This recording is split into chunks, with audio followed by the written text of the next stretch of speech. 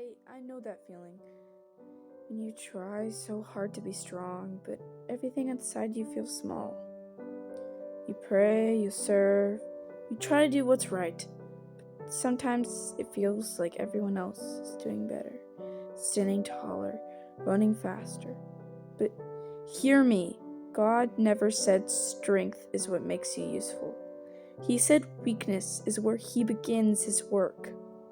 1 Corinthians 1:27 through 29 says, "But God hath chosen the foolish things of the world to confound the wise, and God hath chosen the weak things of the world to confound the things which are mighty, and base things of the world, and things which are despised hath God chosen, yea, and things which are not, to bring to naught things that are, that no flesh should glory in His presence." Look closely at that. God chooses what the world calls foolish. He chooses the weak. He doesn't stumble upon them by accident. He looks for them on purpose. Why? Because when the weak overcome, no one can say, "It was their own power." They can only say, "That was God." It's strange, isn't it?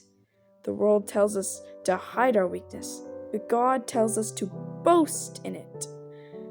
Because weakness isn't the absence of strength, it's the space where His strength can live. 2 Corinthians 12:9 through 10 says, "And He said unto me, My grace is sufficient for thee, for His strength is made perfect in weakness.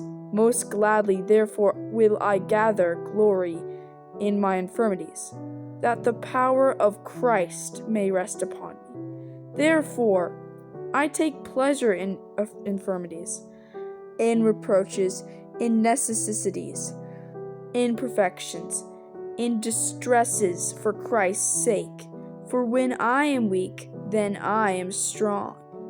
Paul says he takes pleasure in weakness.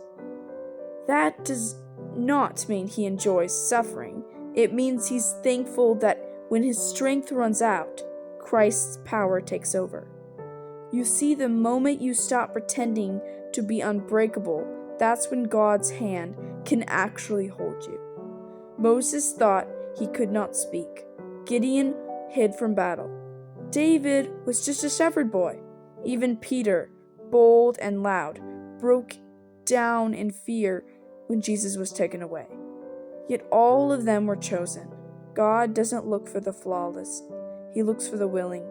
Weakness becomes strength when you give it to Him. Isaiah 40:29 through 31 says, "He giveth power to the faint, and to them that no might be increaseth strength. Even the youths shall faint and be weary, and the young men shall utterly fall. But they wait upon the Lord shall renew their strength. They shall mount up with wings as eagles. They shall run and not be weary, and they shall walk and not be faint." Do you see? It says, "To them that have no might." Those are not the ones He strengthens, not the proud, not the self-sufficient, but the ones who know they can't do it without Him. That's the heart God draws near to, the humble heart, the heart that says, "Lord, I can't, but You can." So if you feel too weak, too broken, or too late, remember this: you are exactly where God loves to begin. He doesn't build on pride. He builds on surrender. Don't despise the cracks in your life. That's where His light shines through. You are not forgotten. You are not useless. You are not disqualified. God is not waiting for you to get stronger. He is waiting for you to let Him be your strength.